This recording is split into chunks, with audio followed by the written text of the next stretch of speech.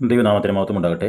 വെളിപ്പാട് പുസ്തകം 8-ാം അധ്യായം 8-9 വാക്യങ്ങളാണ് ഇന്ന് നമ്മൾ പഠനത്തിന് വിധേയമാക്കുന്നത്. ആ 2 വാക്യങ്ങൾ ഞാൻ വായിക്കുന്നു. 8-ാമത്തെ വാക്യം: രണ്ടാമത്തെ ദൂതനൂതി, അപ്പോൾ തീ കത്തുന്ന വൻ മല പോലെയൊന്ന് സമുദ്രത്തിലേക്ക് എറിഞ്ഞിട്ട് കടലിൽ 1/3 രക്തമായി തീർന്നു.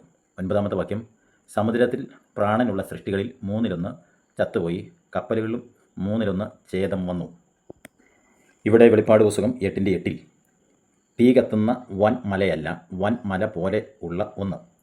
കടലിൽ എറിയപ്പെട്ട ഈ പദാർത്ഥം എന്താണ് എന്നതിനെ സംബന്ധിച്ച് വേദപഠിതാക്കളുടെ ഇടയിൽ വിവിധ തരത്തിലുള്ള അഭിപ്രായങ്ങളുണ്ട്. 1. വൻമലയ്ക്ക് തുല്യമായ അഗ്നിഗോളം. 2. സമുദ്രത്തിൽ അഗ്നിപർവ്വതം പൊട്ടിയതാണ്. 3. ആധുനിക യുദ്ധോപകരണങ്ങൾ കൊണ്ട് സംഭവിച്ച ഒന്ന്. 4. ഉൽക്കകൾ ആണെന്ന്. 5. കൊള്ളിമീൻ ആണെന്ന്. എന്തായാലും ഈ വസ്തുവിൻ്റെ ഫലമായി 3 മേഖലയിൽ നാശം സംഭവിച്ചു. 1. കടലിൽ 1/3 രക്തമായി. 2. സമുദ്രത്തിൽ പ്രാണനുള്ള സൃഷ്ടികളിൽ 1/3 ചത്തുപോയി. 3. കപ്പലുകളിൽ 1/3 ഛേദം വന്നു. വൻ മല പോലെയുള്ള ഒന്ന് കടലിൽ വീണതിൻ്റെ ഫലമായി വലിയ ഓളങ്ങൾ ഉണ്ടാകുകയും അത് നിമിത്തം കപ്പലുകൾ മറിഞ്ഞ് വലിയ നഷ്ടം ഉണ്ടാക്കുകയും ചെയ്തു. വൻ സ്ഫോടനം സംഭവിക്കുന്നു എങ്കിലും ഭൂമിയിലെ സകലതും നശിക്കുവാൻ ദൈവം അനുവദിക്കുന്നില്ല എന്നാണ് ഈ വാക്യങ്ങളിൽ നിന്ന് നമുക്ക് മനസ്സിലാക്കുവാനായിട്ട് സാധിക്കുന്നത്. ഈ വാക്യത്തെ മറ്റൊരു രീതിയിൽ ചിന്തിച്ചാൽ 3 തരംതിരിക്കാവുന്നതാണ്. 1. തീ കത്തുന്ന വലിയ പർവ്വതം.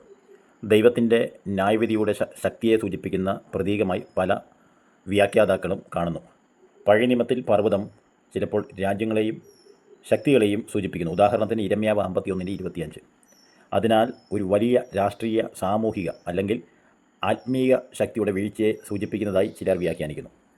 രണ്ടാമതായിട്ട് സമുദ്രത്തിൻ്റെ 1/3 രക്തമായി. മിസ്രൈമിലെ ബാധകളിൽ നദിയെ രക്തമാക്കിയത് ഓർമ്മിപ്പിക്കുന്നു. പുറപ്പാട് 7:20-21 വാക്യങ്ങൾ.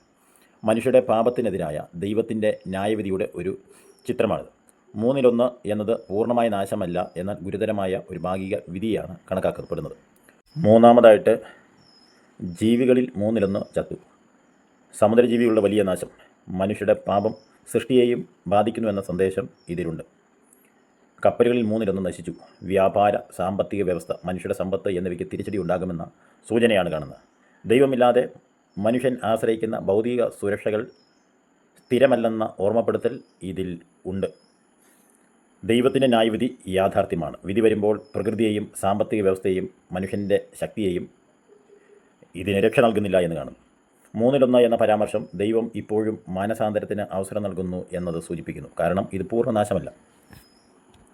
അതുകൊണ്ട് ഏതു നേരത്തും ദൈവത്തിൽ മാത്രം ആശ്രയിച്ച് മുന്നേറുവാൻ സർവ്വകൃപാലുവായിരിക്കുന്ന ദൈവം നമ്മെ സഹായിക്കട്ടെ.